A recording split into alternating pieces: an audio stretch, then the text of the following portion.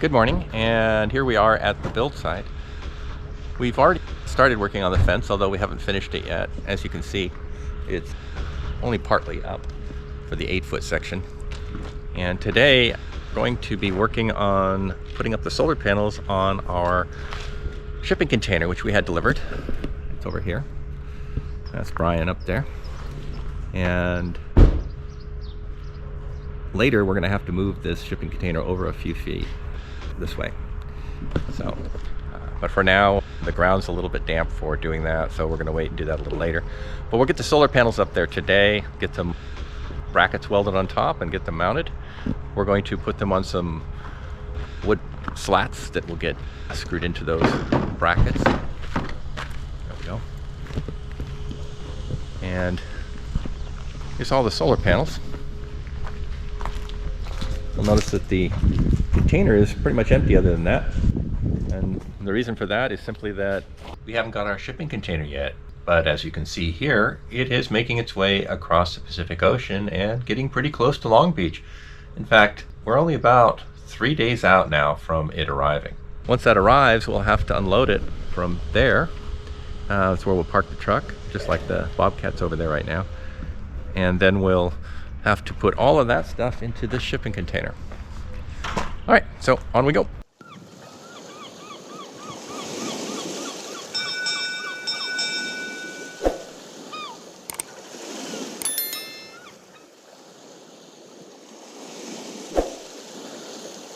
The solar panels you see us mounting up here today are the same solar panels that will eventually get moved onto the boat when it's ready. The reason we're mounting them on this shipping container is because we want to use them to generate power on the build site while we construct the boat for 2 years. And the same electronics that are inside of the boat eventually are going to be inside the shipping container. And that allows us to test out the whole system, and we'll test those prototype batteries. We'll get everything all set, and we get to use the power while we build, and then we just move it all onto the boat.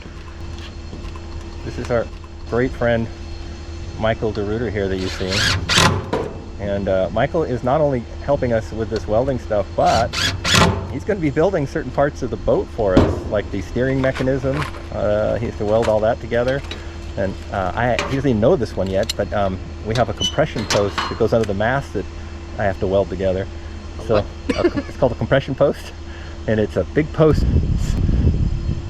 The mast is up on top of the coach roof, and then it goes underneath of the roof down to support the weight of the mast. Oh, fun. So I have to have somebody make that. Ah. Guess who? I can guess it's probably going to be me. Yeah. Guess who? And you get 3 guesses, and the first 2 don't count. And this is Brian and my other friend Brian. There's a show about that. Brian and my other brother Brian.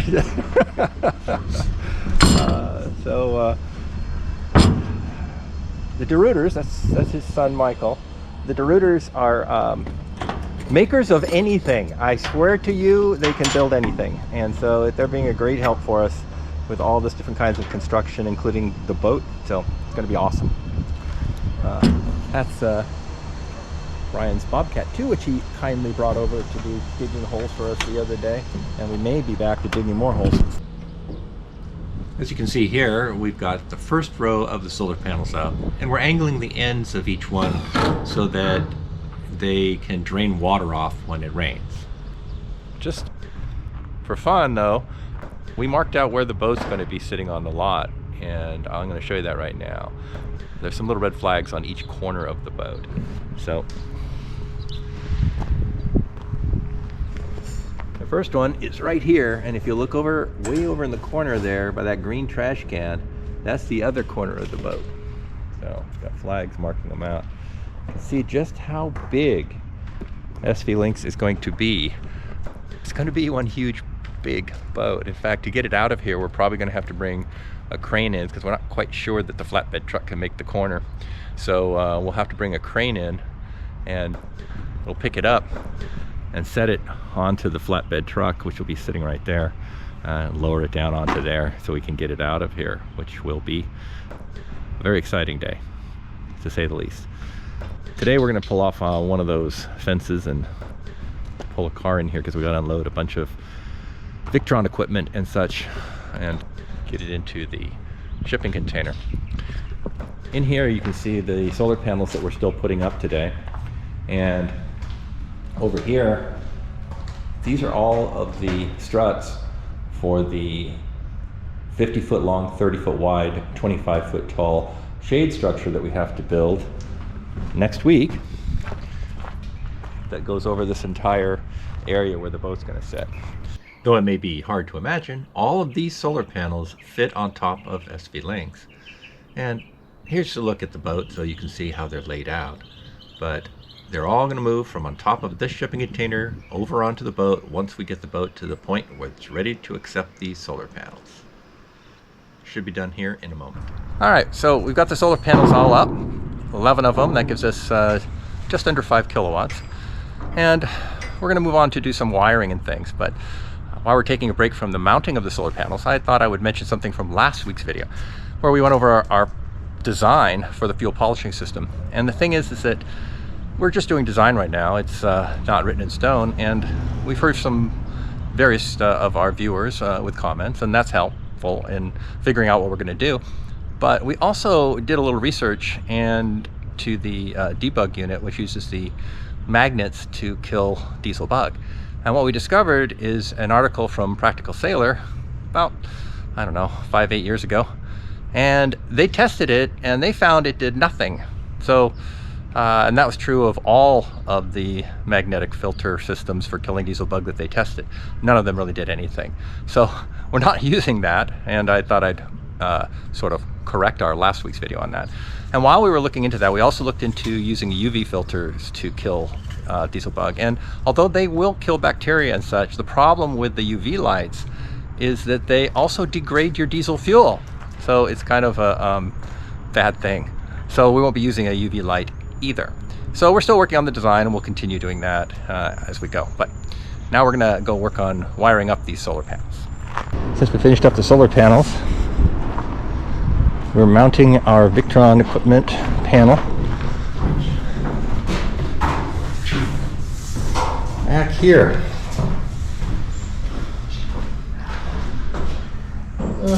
That'll probably be We're going to do some welding back here so we can mount some 2x4s, and then we'll screw the panel in. We're wiring up our MPPTs, all of our solar panels, bus bars, circuit breakers, electronics. And eventually the inverter's over there, and what we're trying to do today is get as much of this system wired as we can. We're missing a part or two, some bus bars, different bus bars than the Lynx system. And so they're coming, but they didn't arrive in time. So we'll wire up as much as we can, and then it's going to mount to those 2x4s that we welded some brackets on back there. And those are all the cables coming in from the solar panels that will hook up to this circuit breaker box here. So that's today. All right, well, we've been doing wiring most of the day, as you can see up there. It's not finished, and we still have to organize it and make it look all nice, but we've got most of the wires run now to a circuit breaker box in the upper right there, and all 11 MPPTs, one for each of the solar panels. And if you don't know why, I'll explain. On a sailboat with all that rigging and things, these panels get shaded, and you never know which one's going to get shade on it. So we don't want one that's shaded to affect the others, and by running each panel to its own MPPT, it doesn't affect the other one. So that's why we have all of these different MPPTs. Also, that meant that we had to purchase a higher voltage solar panel, because with a MPPT, if it's not receiving enough voltage to output the 48 volts it needs to, it just shuts off. And so what typically people do is they put solar panels in series, and that brings the voltage up. But since we're running individual solar panels, one to each MPPT, we can't go with a lower voltage solar panel. So we went with an 86 volt solar panel so that it stays above that 48 volt threshold more often. And it's actually a little higher than 48 volts. So that's why we have so many MPPTs up there. And all of those Lynx distributors, that's because we have a lot of different things to hook to the boat. And this is the stuff that's going to be on the boat eventually. Right now we won't need all those, but we put them up because we have them and they will be needed when we get to the boat. All right, so there you go. That's what we've been doing this afternoon. Well, as you can see today, it is raining. And that's why we're not at the lot working on the build site, as it's raining. So instead, what we decided to do is we're going to take a little field trip and head over to West Marine. And there, we're going to look into buying our West System Epoxy, which are now one of our sponsors for the build of the boat. And we're really happy to have them on board. They're making a great deal for us. So, very excited. So we're going to go over to West Marine today, take a look around, and sort of get our epoxy ordered and set up. One of the things we want to do with the epoxy is see if they can sell it to us in smaller quantities, because that way we don't have to store it all for the full length of the time. And in Southern California, where the temperatures can get up to 106 easily in the summertime, it's a problem storing epoxy because you can't keep it above 90 degrees or it'll ruin it. And so we would have to have a refrigerated storage area to put all that epoxy in. But if we can just buy it in smaller quantities and just go pick it up again for each one, that would work out because we don't have to store all of that. And the West System epoxy is located over at West Marine, which is only about a 20-minute drive for us, so it's not that far to go pick it up now.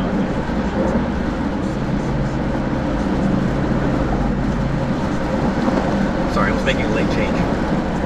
So anyway, we're heading over there. We'll pick it up again once we arrive. All right, so here we are, West Marine, on a rainy day. Let's head over to the thing. We're going to purchase the 4.35 gallons that they have so that we have some to work with right now. And I'm going to order the 53 gallon drum because it's substantially cheaper. It's $3,300 to get the same amount in these 5 gallons would be almost $5,000. So it's almost $2,000 cheaper to buy the 53 gallon drum. But because they're back ordered on it and we're going to need to get to work, we're going to go ahead and buy one of these just so we have some epoxy to get started. And we'll also probably buy the hardener to go with it.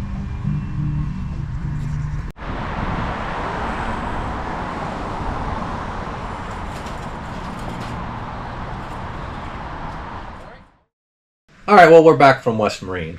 And to wrap up, as you can tell, this week we got the start of the build site working, and our solar panels are all up and a lot of the electronics are wired for them. However, we couldn't quite finish it up today, which is Friday, because it's raining all day, and so it was just really hard to go over to the lot. There'd be just too much mud and such. And we had to still pick up a few more things. There were some bus spars that we needed, and we got those today and at West Marine. So that's about it for this week. However, I do want to take some questions from our video from last week. So let me take a look over here and see what we have, and I'll answer a few questions. So one, we have Bill, who said, Baja filters are a great start, but they're really slow and only filter 100 microns. I'd say that a good polisher is the better plan.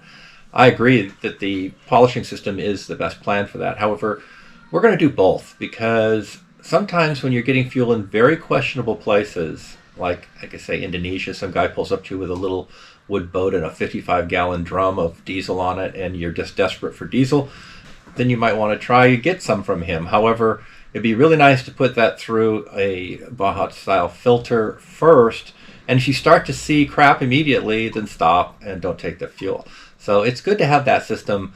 But the fuel polishing system is perfect, because then you can just clean your fuel anytime it's been sitting around and get condensation in the tank, or just keep water out of the fuel, and that'll cut down on the amount of diesel bug that you get started, because they need that water to breed. So that's our plan on that. I also have some ideas which I will go over soon about a different style of shape for the diesel fuel tank on SV Lynx that will help us cut down on the amount of diesel problems with water and such, and make it much easier to polish the fuel just by the shape of the bottom of the tank. Again, I'll show you that. And go to another question. Bunyip Dan said, I understand you showed a basic schematic of your fuel system. Let me skip ahead here. I would encourage you to centralize the location of your valve assemblies as much as possible so that servicing, maintenance, and potential troubleshooting is made more efficient. Also important to consider vertical location of your elements to avoid introducing airlock in the system. Those are both very good suggestions. We are already centralizing all of our equipment and making it at a good height to easily service in a separate compartment that the diesel fume smells won't get into the living areas of the boat. So we've got that taken care of. He also added, you will also find it helpful to fit fuel line pressure gauges, show filters when the filters need changing, either installing pressure gauges mounted on the return side of the pump and such on, so on. So yes, we are adding fuel pressure gauges, to the fuel lines so that we can see when the filters need replacing. And it's a good idea, and that is something we're going to be doing. All right, what else? Move down. Christopher said, what about eliminating diesel completely and instead having both electric motors and one gasoline generator as your hybrid option? You'll not have all these fuel issues with gasoline, and maintenance on gas engines is easier, and it's easier, cheaper. You'll save money on all those diesel polishing and filtering systems. Well, it's true that if we didn't have diesel on board, we wouldn't have to polish it, and that would save us the, maybe $1,000 we are going to spend on a fuel polishing system. However, it's not going to save us money to go with a hybrid. Truthfully, the problem with the hybrid system, and what we're talking about here, is electric motors with a diesel generator. And just so you know, Christopher, if we have a diesel generator, we have diesel. And if we have diesel, we have to have a fuel polishing system again. So that really doesn't eliminate that. However, let's forget that for a moment and just talk about why the hybrid isn't a good solution for us. That's the first thing we wanted and looked into seriously for SV Lynx. We love the idea of not using diesel. And the problem is that hybrid motors just aren't powerful enough. Our boat is designed to have 100 horsepower, and you need that at times when you're going against a strong current or very strong winds towards lee shore. So you really have to have that horsepower there. And the problem is that with two typical electric motors, you just don't have enough power. So you say, okay, then add more bigger electric motors. Well, then you need more batteries to run those electric motors. And you have the weight of those batteries and the weight of those extra motors. And then there's the cost to put 4 Ocean Volt 20 kilowatt electric motors on board would run about $100,000. So the idea of a fuel polishing system saving us money is at $1,000 compared to the extra $50,000 it would cost us to get anywhere near enough horsepower on the boat, and the added hundreds and hundreds of added pounds of weight. It would be extraordinarily heavy. It would be incredibly costly, and so it's just not viable. And if you really want to see why that's true in a real-world situation, there was a boat called Secret, and there were some videos done by the O'Kellys on that boat, and they had 4 Ocean Volts on that boat, and they did all the cost and everything to do it, and then later, after those videos were made, they sold 2 of those Ocean Volts. One of them ended up on UMA, and went back to a diesel and 2 electric motors, because in the end, there are just situations where you can't beat a diesel engine for the amount of horsepower you get for the amount of weight in fuel that you have to carry. And a hybrid system just can't compete with that. However, by going with a combo parallel system, we're the best of all worlds here, because when we want to be a diesel boat, we're a diesel. When we want to be an electric, we can go on electric. So in essence, we can be whatever we want to be at the time that's most advantageous. We're in a port and we just want to maneuver around. Those electric motors are awesome because they have high torque at low RPM. But when we're out on a very long passage and the we're hitting through the doldrums and we got to go for 4 days of motoring, then that diesel just can't be beat, because it can motor for a very long time, where your batteries are only going to go 2 or 3 hours to push those electric motors, unless you slow down to an incredibly slow speed, and then you can extend your range. But if you want to keep up anything like 5-6 knots, then no, they're going to run out in 2-3 hours. So all electric boat isn't really an option right now based on the weight of the batteries we can purchase, and therefore a combo hybrid is the way to go as far as all our calculations. And if you go onto our crew section of our website, for if you're one of our patrons, there's an entire area in there that goes into all the different propulsion systems, all the pluses and minuses of each one, and all of the comparisons of all kinds of different routes and usages, so that you can see where there's fuel savings on which motors and which configurations. It's all there on the crew only website part. So if you're a patron, you can go do that, and I encourage you. There's many things in our crew section of the website that are there for our patrons. So that brings us to the moment when we want to thank our patrons. And normally I do this with the Admiral, but the reason you haven't seen the Admiral in this particular video is very simple. She's under the weather this whole week, and so we have been working without her, even though we miss her, and hopefully she'll be ready to go next week, because next week is a big week for us. Not only are we going to finish up the build site and get the shade canopy up and finish up the solar panel system and get all that all running, but we're having our build kickoff party next week, and it happens to also be my birthday and my retirement party all in one. And so when I say my retirement party, the great news there is I'm retiring from work, which isn't really work compared to building a boat. So my retirement means I'm going to work much harder, but that's okay. The goal and the reward at the end of that time is worth all of that work. So anyway, let's say a thank you to our patrons here, and they're helping us very much by supporting us, and so are all of you who watch these videos, because we do make a little bit off of YouTube, and that helps because there's so many costs in building these boats, and they're just going to keep coming. And even though we've purchased most of the boats so far, there's all the little things, and that all adds up, all the sandpaper and acetones and all the little consumables that we use. It turns out to be a lot more than anyone thinks. And so all those little donations help us to get these little costs handled. So we appreciate all of you, and thanks so much. And we'll see you next week, and we'll show you a little bit of the party for the kickoff, and a little bit more of the part 2 of the build site. So see you then.